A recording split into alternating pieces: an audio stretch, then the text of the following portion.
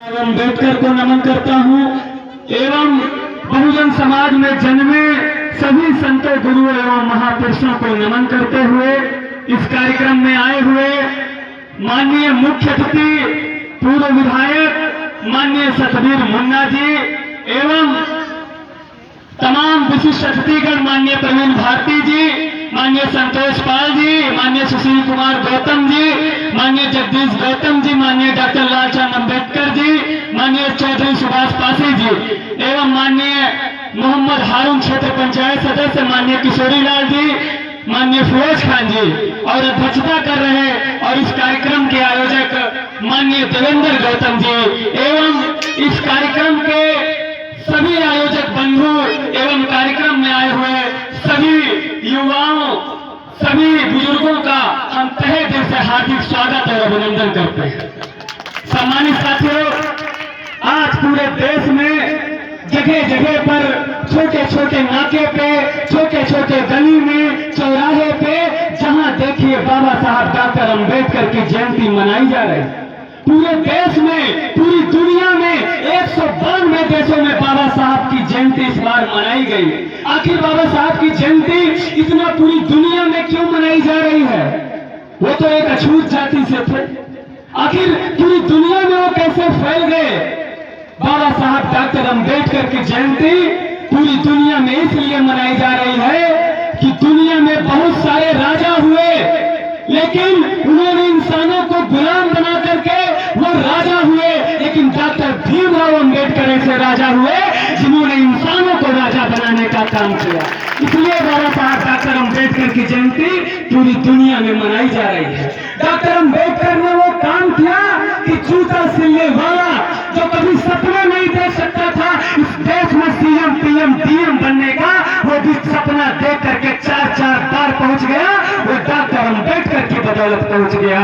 इस देश में जो सुअर चराने वाले लोग, जिनकी कोई औकात नहीं थी, जिनकी खटिया पे बैठने की औकात नहीं थी, जो पंडित जी आते थे तो खटिया से वो लोग उठ जाते थे, वो लोग भी इस देश में मान सम्मान और स्वाभिमान के साथ जीने का काम किए तो डॉक्टर भीमराव अम्बेडकर की बदौलत किए। ये काम बाबा साहब डॉक्टर भीमराव अम्बेडकर ने किया। डॉक्टर भीमराव अम्बेडकर कोई जादूगर नहीं थे कि ऐसा कोई छड़ी ली और उन्होंने जादू फैला दिया।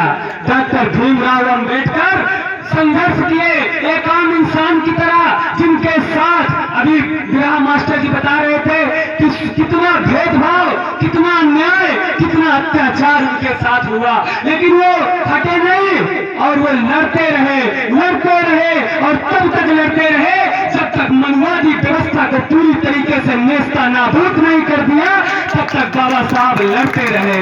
और लड़ करके इस देश में जिन महिलाओं को जलाने का काम किया जाता था, जिन महिलाओं को केवल चूल्हा चौका बर्तन के लिए रखा जाता था, उन महिलाओं को संविधान में अधिकार दे करके इस देश में कल्पना चावला से लेकर के तमाम महिलाओं को ऐसे अधिकार दिए कि इस देश में महिलाएं भी पुरुषों के बराबर कंधे से कंधा मिला करके चलने लगी।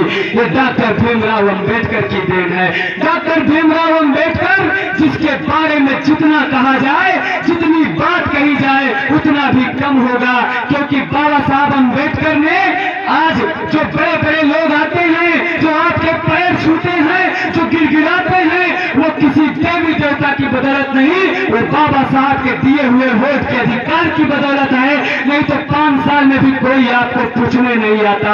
आज जो मेहतर का बेटा राजा बन जाता है, जो तेली का बेटा राजा बन जाता है, वो बाबा साहब के वोट के अधिकार की बदौलत बन जाता है। 1919 में जिन अंग्रेजों से पूरा दुनिया कांपती थी, अंग्रेजों का 80 देशों में शासन हुआ करता था, उन अंग्रेजों से लड़ करके 1 इंच पे लड़ाई लड़ करके बाबा साहब ने हमको वोट का अधिकार दिलाया।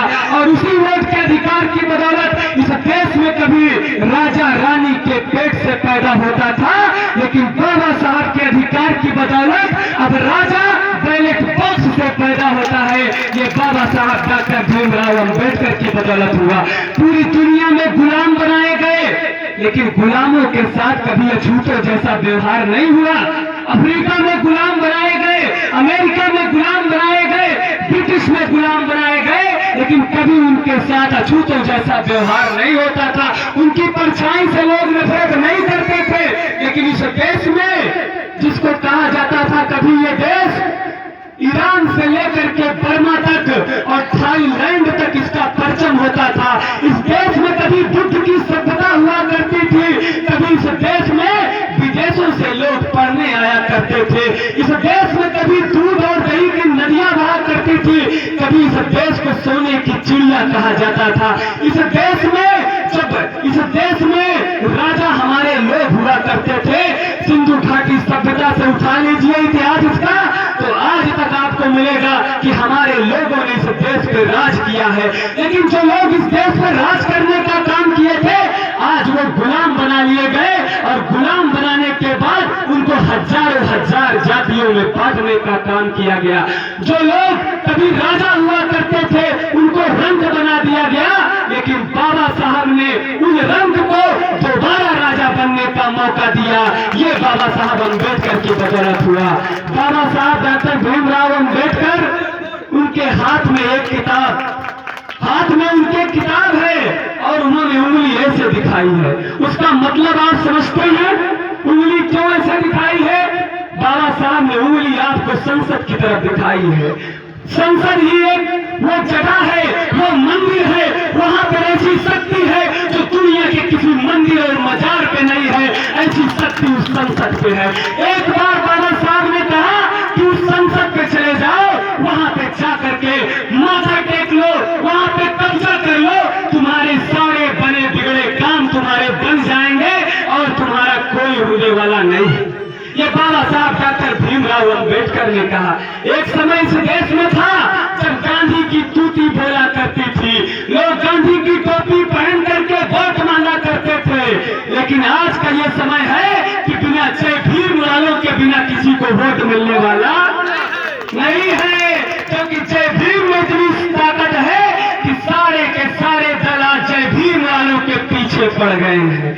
जय भीम वालों के पीछे पड़ गए हैं। अब गांधी की टोपी में दम नहीं रहा, अब बाबा साहब के कोट में वोट भरा हुआ है। इसलिए सब बाबा साहब के जन्म जयंती मनाने लगे हैं पूरे देश भर में।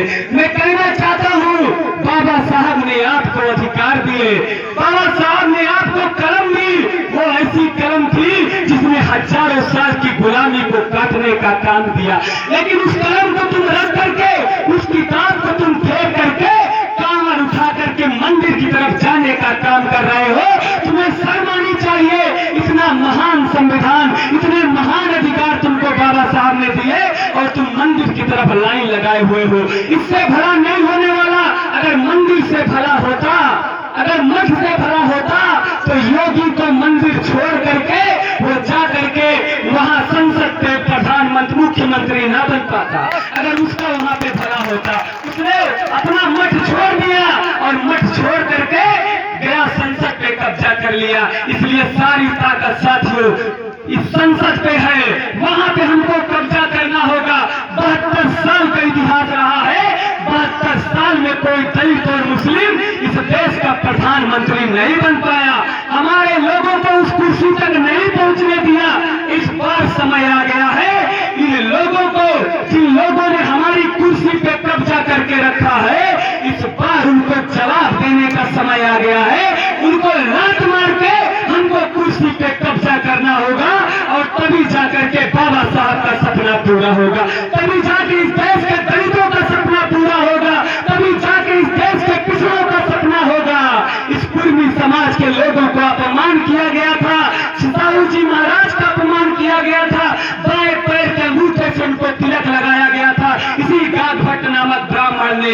तब जाकर के वो राजा बने थे। ये कुर्मी समाज भूल गया, ये यादव समाज के लोग भूल गए कि किस तरीके से मुख्यमंत्री जब हटे तो किस तरीके से शुद्धिकरण किया गया था।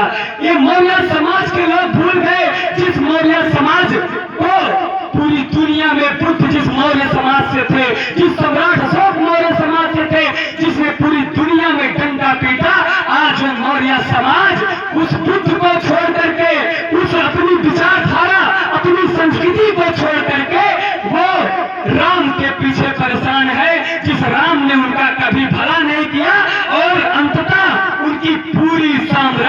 मिटाने का काम किया था इसी राम वालों ने। तो हम आपसे निवेदन करते हैं कि एक बार इस देश में जो बाबा साहब सपना देखते थे, जो मनोहर साहब सपना देखते थे कि 15 पे 85 हमेशा से भारी है और भारी रहेगा, इस बार 85 की ताकत दिखाइए और इस देश की शासन सत्ता पे कब्जा करिए। जय भीम, जय भारत, जय बहुजन समाज। बहुत बढ़िया, बहुत अच्छा, बहुत अच्छे। साथियों, अभी हमारे जो